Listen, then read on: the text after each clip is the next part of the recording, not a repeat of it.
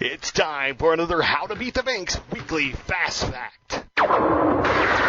How does the FHA mortgage insurance work? So like I mentioned before, the purpose of having FHA mortgage insurance provide on FHA backed loans is the fact that it protects the lender. Again, mortgage insurance in this case does not protect the borrower, it protects the lender. So how it works is that if the borrower defaults on a loan, which means that they do not pay for it, then when the house goes foreclosed, if there is a loss towards the lender side and the home sold for less than what the original loan amount was for, then the lender can file a claim with the FHA to make some of that money back. Again, remember that the mortgage insurance does not protect the borrower, it is for the lender. How is FHA mortgage insurance paid?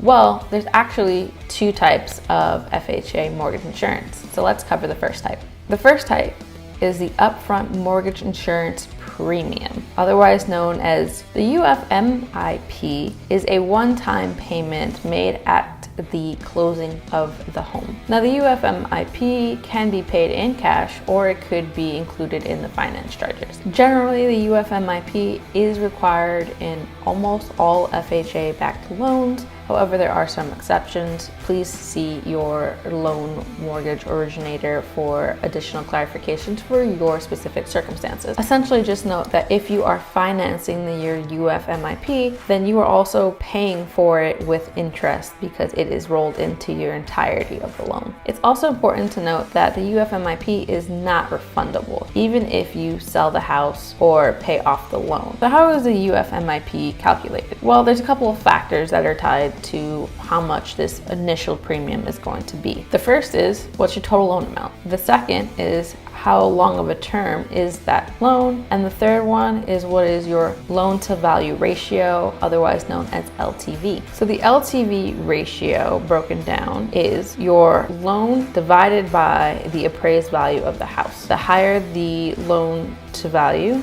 the higher the UMFIP can be. 2. The second part of FHA mortgage insurance is what is usually called the MIP, which is the annual mortgage insurance premium, and this is what gets paid on a monthly basis. So let's break it down. So when you have an FHA loan, every year of that loan you will have a mortgage insurance premium, but although it's an annual mortgage insurance premium, they break it down to you in monthly installments and tie it to your mortgage payment. Like the UFMIP, the same three factors affect what is your MIP. So again, it's your loan to value ratio, the loan amount, and then your term. How is FHA mortgage insurance different than private mortgage insurance? Well, one is applicable to FHA loans and one isn't.